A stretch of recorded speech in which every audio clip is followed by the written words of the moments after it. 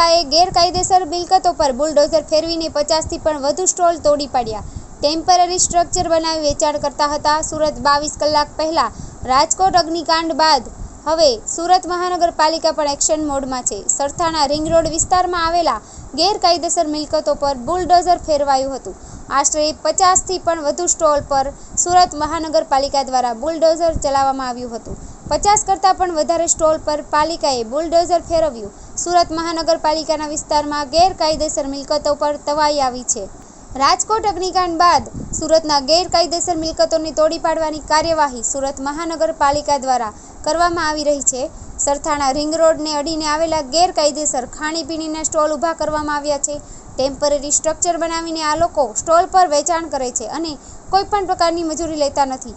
આ અંગે સ્થાનિક કોર્પોરેટર સહિત લોકોએ અધિકારીઓને ફરિયાદ કરી હતી, જેથી ફરિયાદ બાદ વરાછા બી ઝોન દ્વારા સપાટો બોલાવાયો હતો. 50 કરતાં પણ વધારે સ્ટોલ પર પાલિકાએ આજે બુલડોઝર ફેરવ્યું હતું. જમીન માલિક કોઈ પણ મજૂરી લેતા નથી. આ સાથે તેઓએ જણાવ્યું કે આ બધી મિલકતો જમીનમાં માલિકની હોય છે. NAK પ્લાન મંજૂરી કરવામાં આવતા નથી.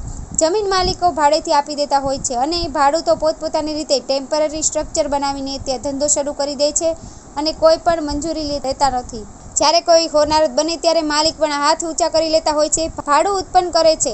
આ અંગે માલિક જાણે એટલે કે આની ઉપર કડક કાર્યવાહી કરવી જ પડે. આજ રોજ સરથાણા ઝોન બી દ્વારા આઉટર રિંગ રોડને લાગુ જે કોઈ પણ ટેમ્પરરી સ્ટ્રક્ચર હોય અને ગેરકાયદેસર બાંધકામ હોય, દબાણ હોય, તેને દૂર કરવાની કામગીરી ચાલુ કરવામાં આવી છે. ગઢપુર જંકશનથી અમારું મોટેભાગે સ્ટાર્ટ થાય છે ઝોન બીમાં આઉટર રિંગ રોડ. ત્યાંથી સ્ટાર્ટ કરીને આખા રિંગ રોડ ઉપર જેવા પણ આવા ગેરકાયદેસર બાંધકામ જણાશે તેને દૂર કરવામાં આવશે. આવા બાંધકામો દૂર કરવા માટે વખતો વખત કોર્પોરેટરશ્રી તેમજ ધારાસભ્યશ્રી તેમજ સ્થાનિક જનતા દ્વારા પણ સરકારશ્રીમાં રજૂઆત કરવામાં આવે છે અને તેના ભાગરૂપે આજરોજ અમે ઝુંબેશના ભાગરૂપે આ કામગીરી કરી રહ્યા છીએ. આ બધી મિલકતો એકચ્યુઅલી જમીન માલિકની હોય છે. એમાં કોઈ પણ પ્રકારનું NAK પ્લાન મંજૂરી કરવામાં આવતા નથી. જમીન માલિકો ભાડે આપી દે છે અને ભાડું તો પોતપોતાની રીતે ટેમ્પરરી સ્ટ્રક્ચરો બનાવી દે છે. એ લોકો કોઈ મંજૂરી પણ લેતા નથી અને ક્યારેક આવી કોઈ હોનારત બને ત્યારે માલિક પણ પોતાના હાથ ઊંચા કરી લે છે કે ભાઈ મેં તો ભાડે આપેલી, ભાડું જ કહે કે માલિક જાણે. એટલે આપણે એને પર કડક કાર્યવાહી કરવી જ પડે.